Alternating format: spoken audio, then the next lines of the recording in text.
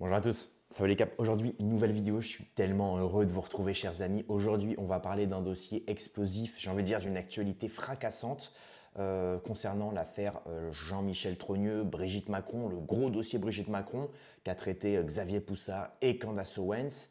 Donc aujourd'hui, on va évidemment se mater la fameuse interview de Xavier Poussard chez Géopolitique Profonde. J'ai trouvé 2-3 extraits, les amis, vous n'allez pas en revenir. Et surtout au fil de cette vidéo, parce qu'évidemment, comme vous le savez, ça, on va regarder cette interview-là, enfin une partie de l'interview à la fin de la vidéo. Avant ça, on va évidemment parler de plusieurs choses, de Tristan Mendes qui chiale parce que le livre de Xavier Poussard est numéro 1 des ventes aux États-Unis et en France. Deuxième, on parlera évidemment apparemment de l'affaire Brigitte qui va certainement devenir une série ou un film qui aura été… Les droits certainement vont être rachetés. Donc, bon, encore une fois, c'est des rumeurs, on verra. Et surtout, je suis tombé sur un thread Twitter du compte Jolville, l'hypothèse intersexe. C'est une nouvelle hypothèse dans l'affaire Brigitte, toute nouvelle, inédite, qu'on va traiter en vidéo. Et si Brigitte n'était ni un homme ni une femme, mais en réalité les deux. On va voir ça dans cette vidéo. Voilà, posez-vous, prenez votre café, mettez un like, abonnez-vous, et c'est parti.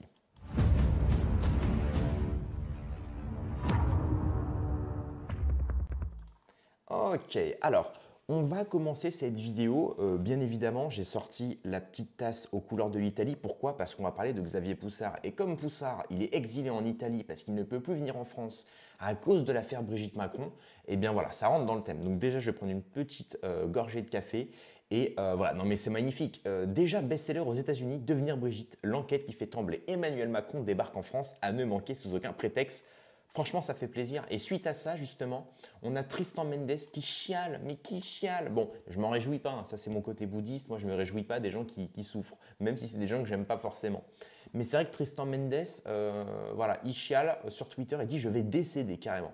Pourquoi? Parce que numéro 1 des ventes sur Amazon, Becoming Bridget, le livre américain donc de Poussard et de Candace, et en français, ça arrive aussi, ça y est, Devenir Brigitte, et maintenant en version française numéro 1 dans catégorie livre, pas une sous-catégorie. Donc franchement, bravo, bravo à Poussard. Bon, même si évidemment le trois quarts des infos, bah, enfin, c'est Poussard et Natacha Ray. Il y a aussi toute la rédaction qui a été faite sur Faits et Documents, mais bon, on ne va pas en parler aujourd'hui. Si vous voulez mettre un commentaire à ce propos-là, bon bah voilà, dites, voilà, est-ce que pour vous, Faits et Documents, donc évidemment, vous savez que c'est relié à Soso, hein, est-ce que voilà, est-ce que il devrait y avoir un partenariat, est-ce qu'il devrait y avoir peut-être un droit sur Faits et Documents? Mais bon, comme c'est Poussard qui a rédigé aussi l'affaire, c'est ce qui lui a été reproché, c'est qu'il était trop obnubilé par cette affaire-là, mais bon, d'un côté, on voit que ça paie, parce qu'aujourd'hui, numéro 1 des ventes. On va pas faire notre rageux, hein, c'est vrai. Hein. Alors ensuite, on passe à la chaîne Tiffany et Chanel. C'est un compte Twitter sur lequel je suis tombé. D'ailleurs, si elle veut passer sur la chaîne, hein, non mais moi les gars, tout le monde a le droit de parole. Moi je vous le dis, moi je suis le Hanouna de YouTube. Sauf que bon, je suis passionniste. Bon, c'est tout ce qui me dit faire de lui, hein, vraiment. Bref, donc là, hilarant. Hilarant parce que là, il y a marqué le couple qui a modifié les données de Brigitte Macron en lui attribuant un prénom masculin dans le système d'info de la DGFiP a été relaxé par le tribunal correctionnel alors que le couple 1439 a demandé la prison ferme. La justice se rebelle. Alors là, c'est juste incroyable. On apprend qu'il y a un couple qui a modifié frauduleusement les données concernant Brigitte. Donc là, c'est évidemment des gens qui sont influencés par cette fameuse rumeur qui même va au-delà de la rumeur maintenant. Franchement, avec toutes les révélations qu'a fait Poussard, vous allez le voir d'ailleurs à la fin de la vidéo, on va parler de cette fameuse interview que j'ai trouvée.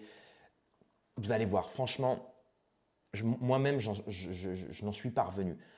Il nous apporte de nouvelles informations concernant la fameuse photo des 18 ans de Jean-Michel Trogneux. Vous allez voir, vous allez halluciner.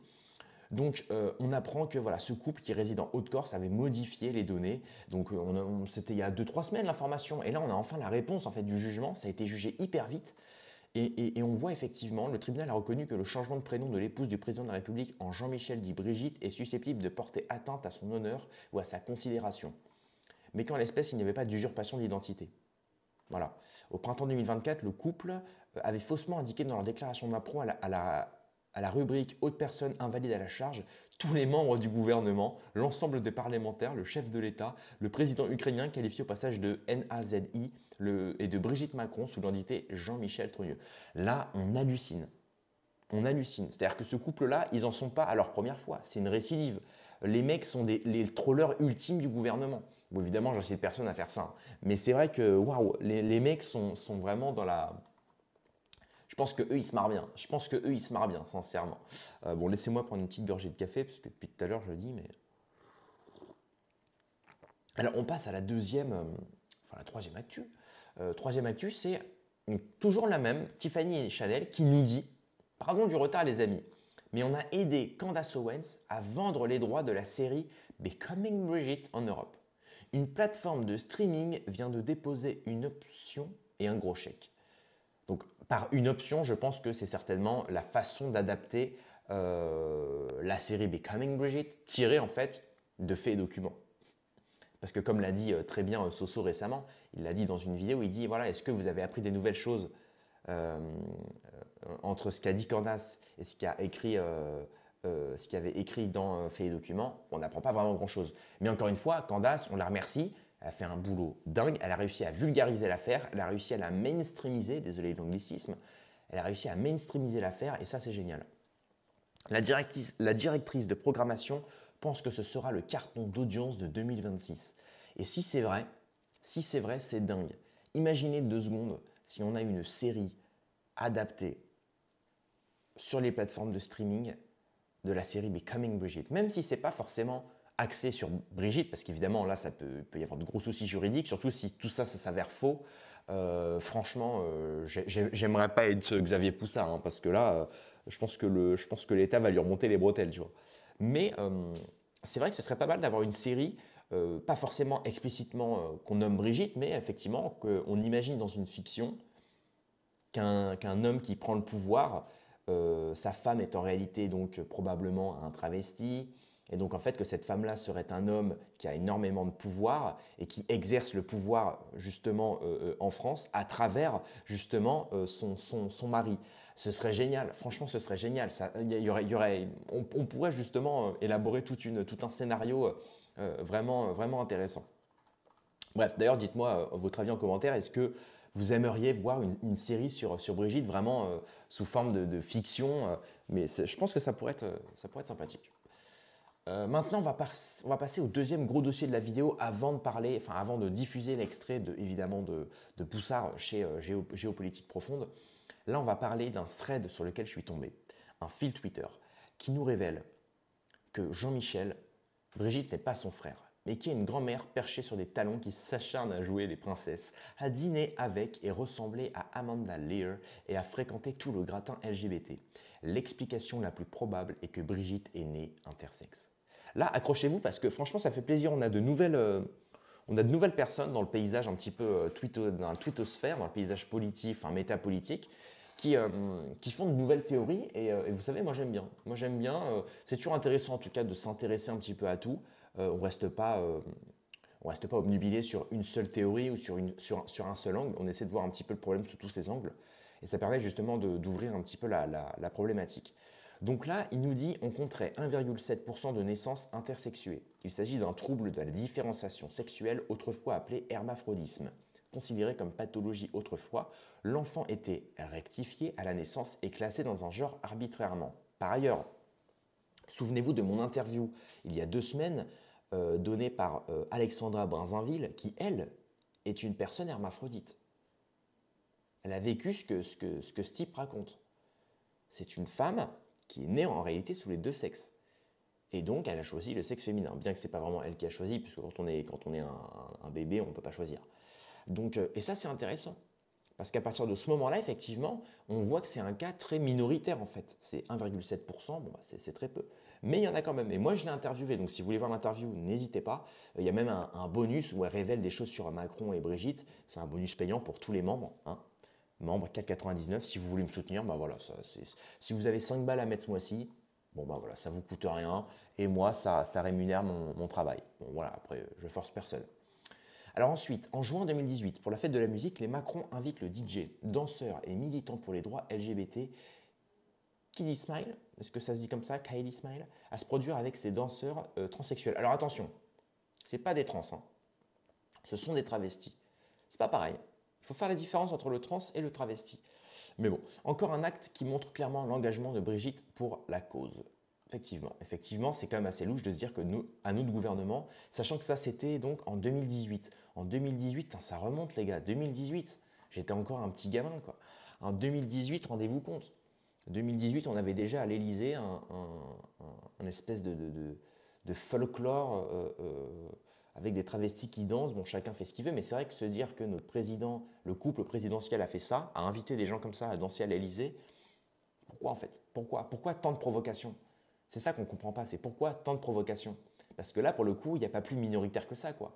Inviter des travestis africains à l'Élysée, alors que la majeure partie du peuple français, c'est des gens qui ne sont pas concernés par ça, qui ne sont pas concernés par ces problématiques. Évidemment, on peut en parler. C'est intéressant de mettre en avant les minorités, c'est très bien. Mais je veux dire, normalement, ce qu'on doit mettre en avant, c'est aussi les problématiques de la masse. Parce que c'est la masse pour qui il faut se battre. Et là, je ne comprends pas. Moi, je ne comprends pas. Donc vous allez me dire, mais comment Brigitte a-t-elle pu avoir des enfants étant intersexes? Eh bien, il se trouve que son ami Pascal Bonnet était marié avec le pionnier de la PMA, procréation médicalement assistée. Waouh. À Amiens, Jean-Marc Bourdrel.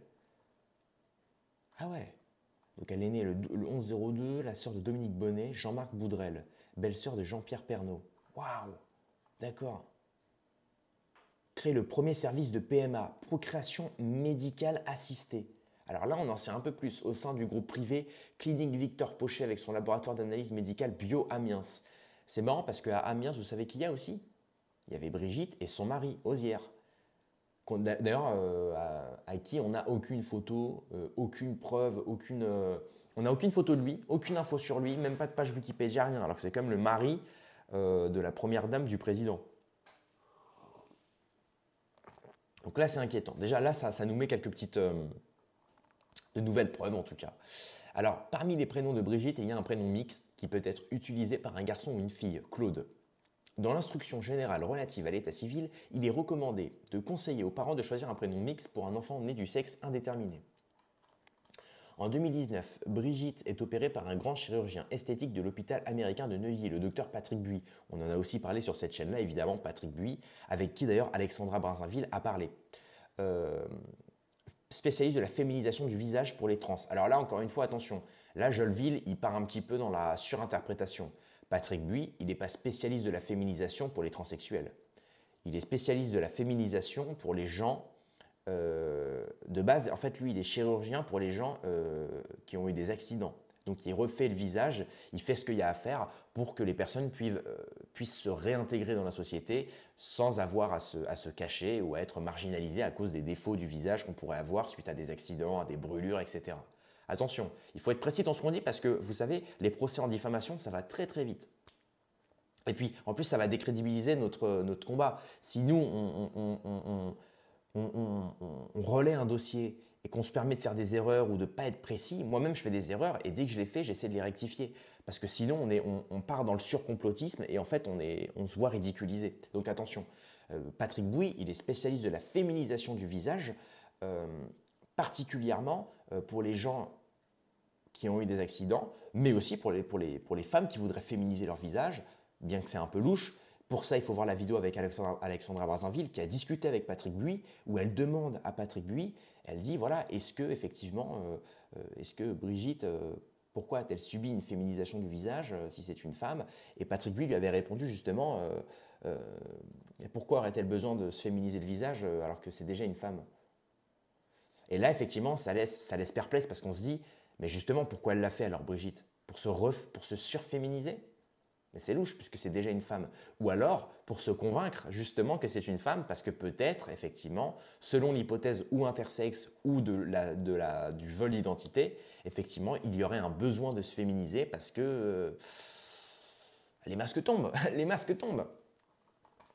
Donc voilà, on a donc été 2019, Brigitte Macron passait sous les doigts d'un expert, d'un grand chirurgien, Patrick Buy, spécialiste de la féminisation du visage. Bon, pour les trans, attention, encore une fois, chair de la femme, argile idéale. Voilà, c'est ce que disait C'est ce que disait notre cher Patrick Buick, évidemment une reprise de la phrase de Victor Hugo.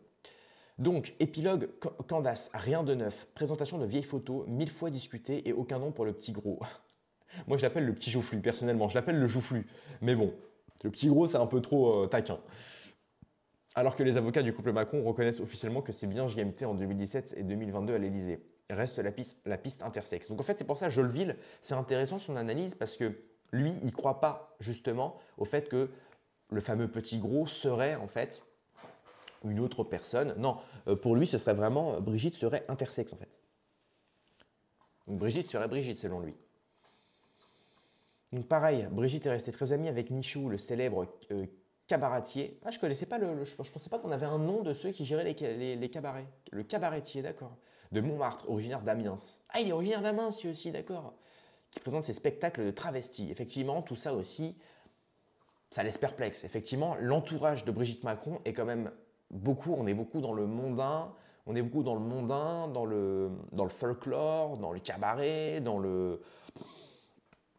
Bon, c'est très Paris, hein. C'est très le Paris de nuit, festif, voilà. Mondain peut-être pas, c'est ça qui est un petit peu, qui cloche en fait, qui louche un petit peu.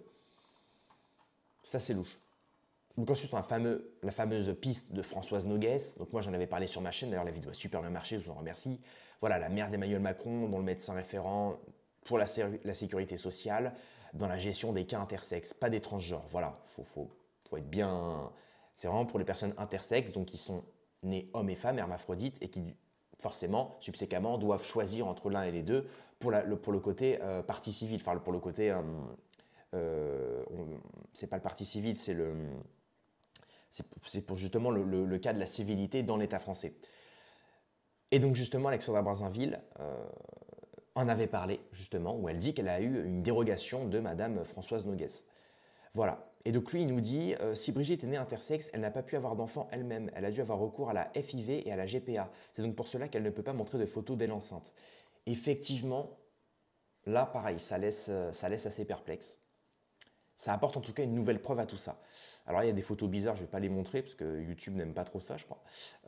Donc pareil, il y a Juliette Bernard, amie d'enfance de Brigitte, chez qui Françoise Noguès, la mère d'Emmanuel Macron, référente de la sécurité sociale pour les personnes intersexes, aime à venir se ressourcer au Touquet. Donc là, qu'est-ce qu'on apprend s'absente de plus en plus fréquemment d'Amiens pour venir ressourcer sur la côte d'Opale où Olivier et Juliette Bernard aiment l'accueillir dans leur maison.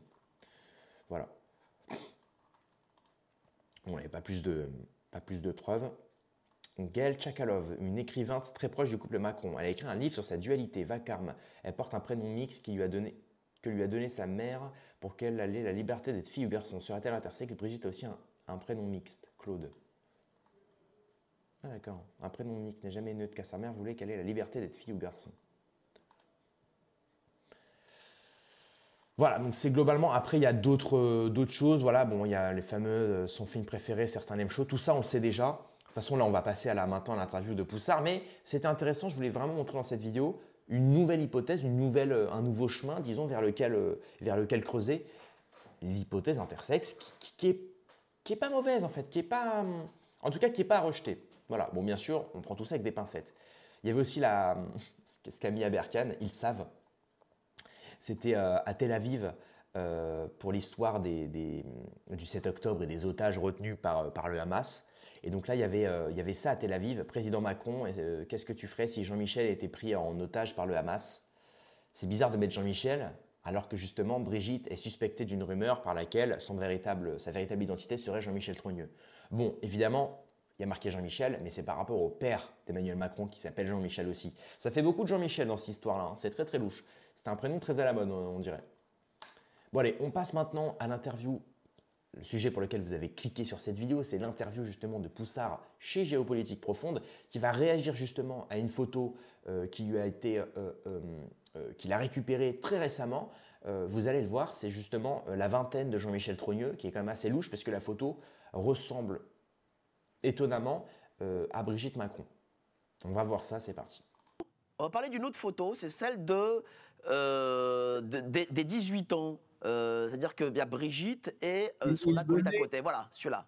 Il venait d'avoir 18 ans. Voilà, celui-là, Comme ouais. la chanson Alors, dis-moi d'Alida. si tu pouvais le commenter un peu. Alors ça, c'est une photo qu'on a eu beaucoup de mal à obtenir. Donc en fait, si tu veux, moi, en fait, j'ai toujours, pendant mon enquête, j'ai toujours visé. En fait, d'ailleurs, les photos de classe, je les ai récupérées. D'ailleurs, j'ai fait une procédure hein, contre la Providence, donc l'établissement où était scolarisé Jean-Michel Trogneux, donc contre les jésuites, que j'ai remporté. Et les jésuites se sont pliés à la décision. Et ils ne pouvaient pas, à mon avis, ne pas donner les photos, puisqu'ils avaient donné les photos de Ruffin, ils avaient donné les photos de Macron, les photos de Brigitte, ils avaient donné toutes les photos de tout le monde à tous les journalistes. Donc sur Jean-Michel Trogneux, ils sont pliés à l'avis de la CADA. Et ensuite, moi, j'avais quand même ma piste prioritaire, c'était le service militaire. C'est-à-dire, le truc, c'est définitif. Est-ce que Brigitte a fait son service militaire ou pas? Et donc, j'ai essayé de récupérer les documents. Et donc, en fait, dans les documents relatifs au service militaire, c'est comme ça qu'on a ouvert la piste algérienne. En fait, c'est le moment où Jean Trogneux, le père, déclare Jean-Michel pour le recensement de la classe 65, donc en 1963, 2 ans avant, quand il a 18 ans. Et c'est là qu'on trouve la piste algérienne. Et la piste algérienne, je me dis tout de suite, je ne vais pas aller en Algérie, je ne vais pas envoyer des gens faire des recherches dans les archives en Algérie. Le peu que j'en ai vu, en plus, bon, les Algériens ne sont pas des grands archivistes, c'est un doux euphémisme. Donc en fait, je vais mettre cette piste sur la table via Morad El Hattab. Et donc j'avais mis Morad El Hattab dans la confidence. Et en fait, on avait organisé la médiatisation de cette piste dans une vidéo de Morad El Hattab chez Amandine Roy. Et donc comme ça, j'avais lancé le truc et je me dirais, comme ça, on jette une bouteille à la mer. Et si ça rebondit en Algérie, bah, ça rebondira en Algérie. On a eu d'ailleurs certaines réponses ensuite.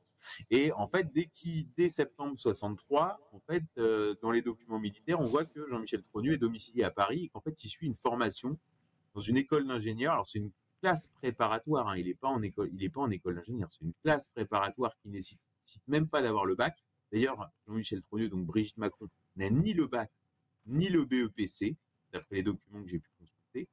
Visiblement, elle a arrêté l'école en 5e, au cours de son année de 5e, puisque j'ai pas trouvé de traces de sa scolarisation après. Et dans le dossier donc de cette école, dans le dossier scolaire de cette école, donc de cette préparation à une école d'ingénieur, en fait, il y a marqué qu'il n'a pas le BEPC, qu'il n'a pas été scolarisé dans les 3 ans avant, donc 3 ans avant 18 ans. Et voilà. Donc en fait, elle a été inscrite dans cette prépa, sans doute par un truc familial, puisqu'en fait, le beau-père d'un des frères était le président d'un syndicat du BTP et le président de l'association des anciens élèves de cette école.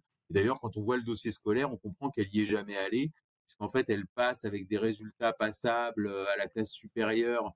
On sent qu'elle a eu droit à une faveur. Et l'année d'après, en fait, le premier trimestre, elle a 5 absences. Deuxième trimestre, on en est à 49. Et le dernier trimestre, elle y va quasiment pas, quoi. Donc en fait, elle a vraiment été de passage, mais je m'étais dit, bon bah au moins là, on a un truc, on peut avoir un trombinoscope et un dossier scolaire, donc des informations. Et donc en fait, j'ai fait une procédure en fait contre cette école qui a duré en fait entre ma première demande auprès de cette école et le moment où je récupère les documents. Ça a été une procédure qui a duré entre avril 2023 et novembre 2024. Et en fait, au bout d'un moment, la justice administrative m'a rendu une décision favorable en expliquant à l'établissement qu'il devait me donner la photo.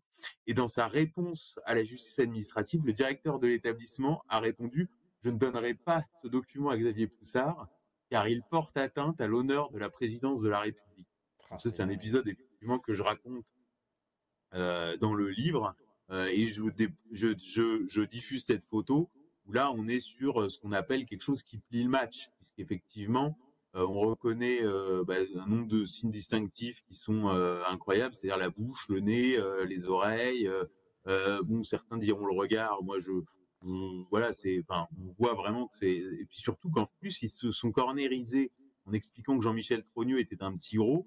Et donc là, on pourrait, donc ils nous disent non, Jean-Michel Trogneux, c'est pas Brigitte, c'est un petit gros. Et donc en fait, l'IA le valide.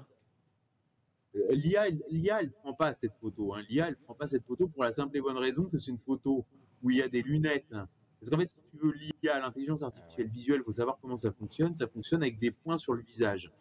Et donc en fait, cette photo est pas prise en compte par l'IA, tout simplement parce qu'il y a des lunettes avec des très grosses montures et des fortes corrections, et en plus une ombre portée du verre sur le visage. Et donc en fait, cette photo-là n'est pas prise en compte par l'IA, exactement comme quand prend, je veux dire, c'est pour ça que quand tu fais tes photos d'identité aujourd'hui, on te demande systématiquement de faire des photos sans lunettes. Et quand tu passes à l'IA, d'ailleurs dans le livre, vous regarderez toutes les photos que j'ai utilisées avec l'IA, il n'y en a pas une.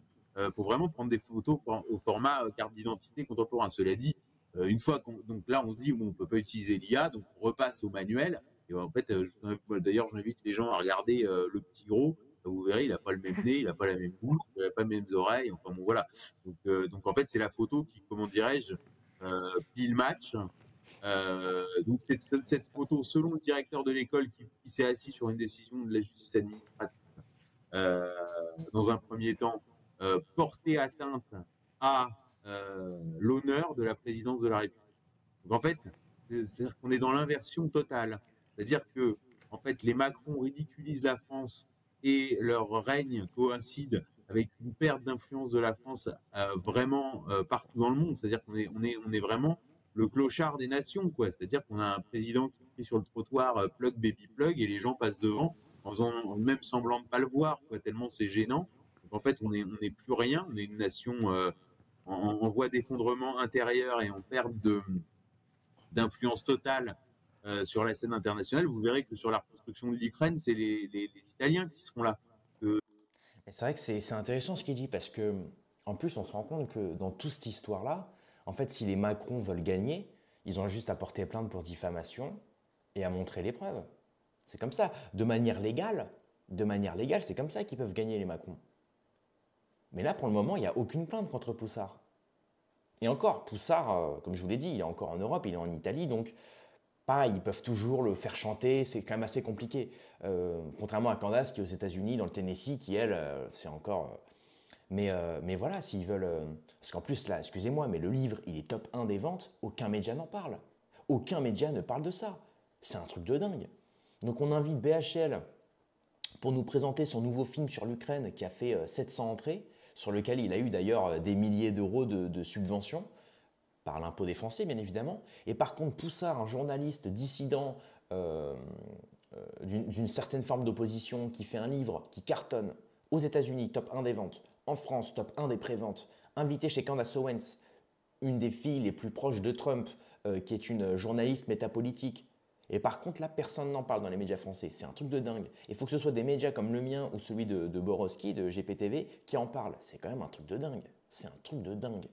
C'est hallucinant. Donc si les Macron veulent gagner, c'est très simple. Il faut juste qu'ils montrent une photo de Brigitte enceinte ou alors qu'ils portent plainte pour diffamation contre Xavier Poussard. Et là, on aura le fin mot de l'histoire.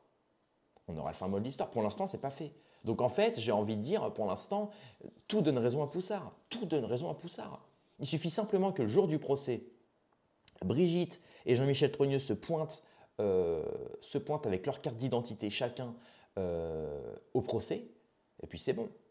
Bon, évidemment, ils peuvent se faire des faux papiers. Évidemment, tout ça, c'est pas anodin. C'est possible. Hein. Surtout qu'eux, ils sont aux plus grandes instances du pouvoir, donc ils ont droit à tout. Ils font ce qu'ils veulent en réalité. Ils font ce qu'ils veulent. Mais d'un point de vue légal, je pense que c'est intéressant. Et puis maintenant, on comprend aussi un petit peu les tensions entre la France et l'Algérie. Au-delà de la question de la colonisation, etc., etc. On comprend maintenant pourquoi Macron se fait mener à la baguette par l'Algérie. Qu'est-ce qui nous dit que l'Algérie, en réalité, n'a pas des énormes dossiers sur justement, parce qu'on sait maintenant que du côté de Brigitte, il y a une historicité au niveau de l'Algérie. Il y a un passif. Brigitte comme le frère. Donc maintenant, c'est ça la question. C'est est-ce que l'Algérie ne va pas jouer un rôle clé justement dans l'histoire Brigitte Macron? Est-ce que Poussard ne devrait pas se rendre sur place en Algérie? Moi, je pose les vraies questions. Je pose les vraies questions. Bon, évidemment, j'abuse un petit peu. Je suis dans l'extravagance là, mais non, plus sérieusement, c'est tellement intéressant cette histoire-là. Il y a énormément d'engouement en plus autour de ça. Et franchement, non, franchement, c'est juste hallucinant. Grosse révélation fracassante.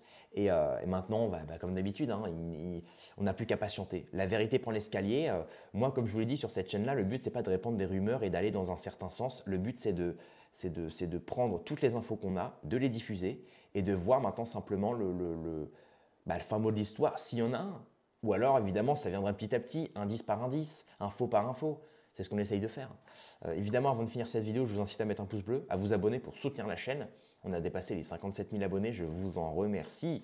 C'est magnifique. C'est vraiment, je vous remercie de tout l'engouement qu'il y a autour de ma chaîne en ce moment. tous ceux qui mettent des commentaires, des pouces, franchement, je lis tous vos commentaires, c'est un bonheur. Pour ceux qui veulent me soutenir, évidemment, vous pouvez prendre l'abonnement payant. Vous aurez accès à l'interview exclusive d'Alexandra Barzunville que j'ai faite avec elle, sur lequel elle dénonce des choses sur les Macron. Vous avez d'autres interviews bonus, des backstage et bientôt des lives privés et un Discord sur lequel on peut discuter ensemble. Voilà, tout ça, c'est seulement à 4,99 €. Donc encore une fois, si vous avez un petit billet de 5 à dépenser ce mois-ci, au lieu de vous acheter un dessert à la boulangerie, bah, vous vous dites allez, je donne un petit billet pour Kentra et comme ça, j'ai accès à des vidéos bonus. Allez, rendez-vous dans quelques heures à demain pour une prochaine vidéo. Paix et amour sur mes amis et mes ennemis et surtout sur mes ennemis.